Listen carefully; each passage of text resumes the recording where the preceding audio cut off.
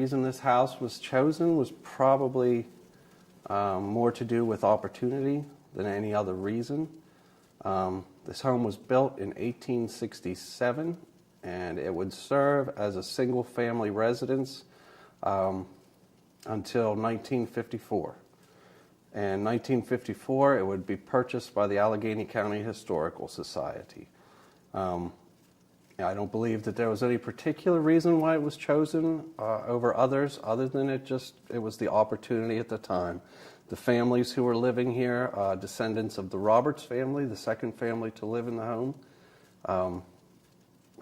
were at a point where they could no longer, I think, maintain a house of this size, and it just was a time when the Historical Society apparently had a little bit of funding and were able to get themselves a headquarters. I like coming here because it's such a special place.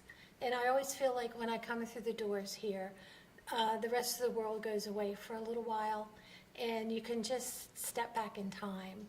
And everything they have here is so much fun.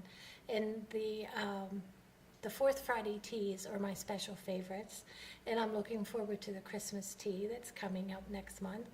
And at every tea, there's always entertainment, and we learn something. We learn something about the history of the place or the time or whatever, and it's just a very special place. I enjoy being here. One of the other really interesting features in this particular historical house museum is the dumbwaiter, or there's another name for it. It's the silent butler.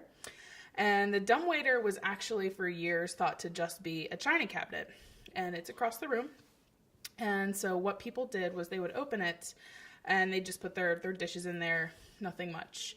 One day they were kind of digging around and they saw that in the top of the china cabinet there was an old wooden wheel. And we knew on the blueprints of the house that there was a dumbwaiter. And so when we dug through, we saw, of course, that wooden wheel, and figured out that that was where it was. And so they completely redid the dumbwaiter, and that actually goes down to the basement area, or what would have been the main kitchen. It was actually originally called History House when the Historical Society started here. And it was more like a standard museum. Each room was an exhibit, be it medical or military, communications, transportation. And that's something really that the Allegany Museum downtown has taken and is flourishing with. The director previous to me had done a wonderful job taking this house from History House and turning it into the Gordon Roberts House, which was more of a showcase as a historical house museum to try and tell the way that folks lived in those days. Now, obviously, the Gordon and the Roberts family were not your typical families of that time, but we do have the splendid first and second floor to tour to show how they may have lived, but we also do have our basement open to let people know how the servants would have lived, or at least how they would have worked. And so that's something that really makes it unique. We have many beautiful artifacts. I don't get to tour historical houses as much as I would love to, but I meet people who do all the time. And these folks are constantly telling me that this is one of the most beautiful, well done, well put together, clean historical house museums that they've ever seen, and these are people who have toured hundreds of them. So I think that really sets us apart. In the parlor is something that I like to talk about when I give tours here at the house, and it's called a courting couch.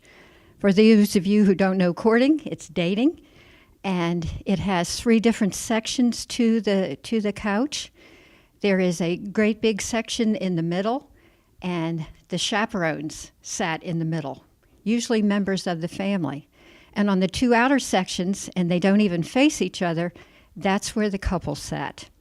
Later on, as they announce their betrothal, their engagement, then the couple can sit together, but the chaperones are still with them. There are a lot of things that I think are unique about this house, but one thing in particular that I think is really neat is that this particular mansion was built in 1867. And even though we have updated it, we have obviously air conditioning and that kind of modern thing, the way it's decorated and the way that there are different pieces here and we do different programs, it allows people to really go back in time and experience what living here may have been like, and not just for the upper class family, but for all walks of life. It's just very enjoyable to be here. And I hope that someday each of you would come and visit and just learn a lot of information about the historical Gordon Roberts house.